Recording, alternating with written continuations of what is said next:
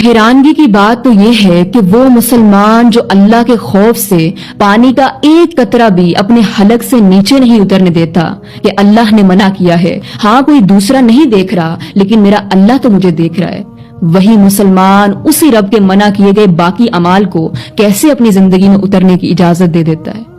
جبکہ جو رب ہمیں رمضان میں دیکھ رہا ہوتا ہے وہی رب ہمیں رمضان کے بعد بھی دیکھ رہا ہوتا ہے۔ فرق صرف اتنا ہے کہ ہم ایک مہینے کے لیے تو صحیح مسلمان بننے کے لیے تیار ہیں لیکن پورے سال کے لیے نہیں، پوری زندگی کے لیے نہیں۔ تو خدا را سوچیں۔ کیوں ڈاکٹرز یہ بھول جاتے ہیں کہ وہ بھی بیمار ہو سکتے ہیں، ان پر بھی مشکل وقت آ سکتا ہے؟ اپنی محنت آپ وصول کریں لیکن کسی کی مجبوری کو تو کیش نہ کریں کہ اب جو آیا ہے وہ سب کچھ لٹا کر ہی جائے۔ جو کیس آپ سے ہینڈل نہیں ہو سکتا اس کو بھی آپ لٹکا دیتے ہیں کہ جب تک مریض آتا رہے گا ہماری جیب بھی بڑھتی رہے گی۔ ٹھیک ہے آپ بہت پیسے لگا کر ڈاکٹر بنے ہیں لیکن اس کا یہ مطلب تو نہیں کہ اب آپ لوگوں کو لوٹ لوٹ کر اس پیسے کو پورا کریں، تجارت درد کریں۔ آپ نے بھی ایک دن مر جانا ہے، چلے جانا ہے دنیا سے۔ خدا را انسانوں پر ظلم کر کے اپنی آخرت خراب نہ کریں۔ ڈاکٹر بنے، میڈیکل مافیا نہیں۔ اگر غلطی سے روزے میں کچھ کھا یا پی لیں تو کیا روزہ ٹوٹ جاتا ہے؟ دیکھیں بخاری اور مسلم دونوں میں موجود ہے، رسول اللہ صلی اللہ علیہ وآلہ وسلم نے فرمایا جو شخص بھول کر کھا پی لے تو وہ اپنا روزہ پورا کرے کیونکہ اسے اللہ نے کھلایا اور پلایا۔ تو اگر آپ روزے کی حالت میں غلطی سے کچھ کھا پی لیتے ہیں تو اس سے آپ کا روزہ نہیں ٹوٹے گا، جیسے ہی آپ کو یاد آئے آپ اس کھانے یا پینے کی چیز کو فوراً اپنے منہ سے باہر نکال دیں، کولی کر لیں اور روزے کو کنٹینیو کریں۔ اگر کوئی بیمار ہو اور وہ روزہ نہ رکھ سکے تو کیا گناہ ہوگا؟